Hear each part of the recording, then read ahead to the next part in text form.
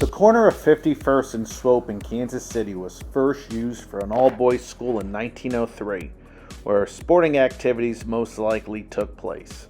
A few years later, the Kansas City Field Club was established and built the first baseball diamond on the site in 1915. It included a small wooden grandstand and a backstop in the same location where the ballpark stands today. By 1920, the club folded and was taken over by the Georgian Gardens Company, which focused more on entertainment options and flooded the baseball field for winter ice skating. Baseball was still played on the old diamond, and talks of building a new grandstand were mentioned as early as 1924. But it would be another decade and a half before that dream became a reality.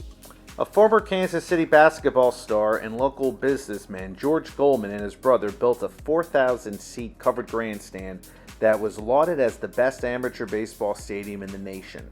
It would become home to the Van Johnson League and an American Legion baseball team.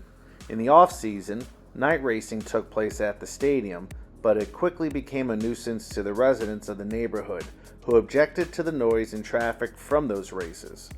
The Goldman sold the stadium in 1940, and in 1945, the Kansas City Diocese was established in the name of Bishop V. O'Hara for $12,500. His vision was to have a home for the rapidly growing Catholic athletics in the area. The old bleachers were repaired while new concrete stands were erected down the left field line for football games for $100,000. In 1959, the stadium was renamed in honor of O'Hara, who passed away in 1956. It would host the occasional boxing match, a few semi-pro football teams, concerts, donkey baseball, Christmas tree sales, and 4th of July celebrations. However, by 1969, many of these events were gone, and the stadium was set for demolishment for an apartment complex.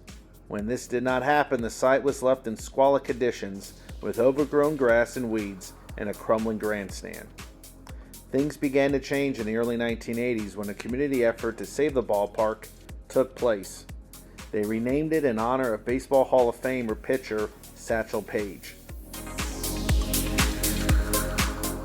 $250,000 worth of pledges were collected to renovate the ballpark. Satchel Paige came out for the rededication services, but he passed away only 3 days after. Soon the ballpark was hosting baseball once again, along with other activities.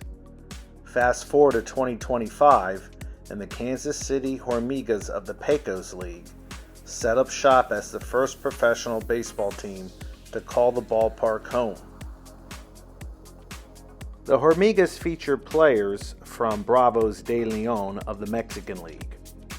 I had a look at the stadium before their season started during a recent ballpark trip. Unfortunately, I was unable to get inside, and I was stuck from behind the fence. But this is a quick review of what the stadium will look like from the outside, and covered grandstand, small little press box, nice hill in the back, and in a neighborhood where there's a parking lot back there. So I don't really have to tell you who Satchel Paige is. He's the man, he's the myth, he's a legend, and he was one of the greatest pitchers ever in baseball. And this stadium is named in his honor. All right, so this looks like a dried up creek or riverbed. And looks like we've had some people living here. Once again, here's the back of the stadium, concession areas, things of that nature. I don't really want to walk all the way down there because there's going to be no way to get in. So we're going to pull around and go in the backyard. All right, we're in the back of Satchel Paige Stadium. It was named in his honor, I think a year or even within a few months of his death in 1982. And like I said, the Hormigas will play here. I kind of wish I was here for a game, but we're about a month early, and that's okay. We can always come back. I don't know too much about the history, but we're going to look it up. We cannot actually physically get inside and walk around. It's boarded up and locked up, and I'd be trespassing. Very windy here, so if this is a windy video, I apologize.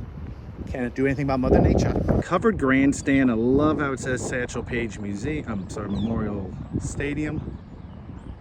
And there's the scoreboard right there. There's some old school concrete bleacher seats. Love the covered grandstand. I wish I was there to see a game. Hopefully somebody will see one. Like I said, very windy. You got this giant hill here that acts as a protector for any balls kind of bouncing over onto the main road, which I believe is MLK. And then there is a parking lot behind here, and there's a parking lot back here, so there's plenty of places to park for the stadium. All right, so we are in the back of the stadium.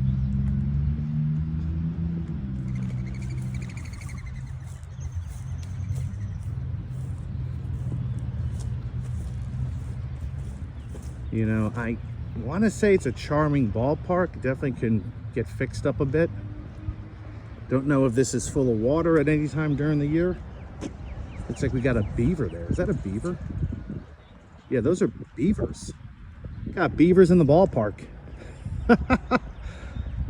Wow, never thought I would say that. I mean, it's got good bones. But this is the closest we're going to get to seeing the stadium.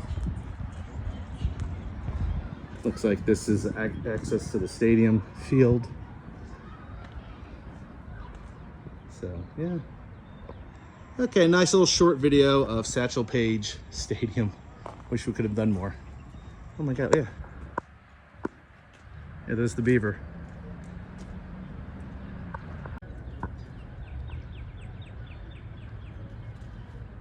Maybe it's not a beaver, maybe that's a muskrat. I'm glad he can get into the ballpark.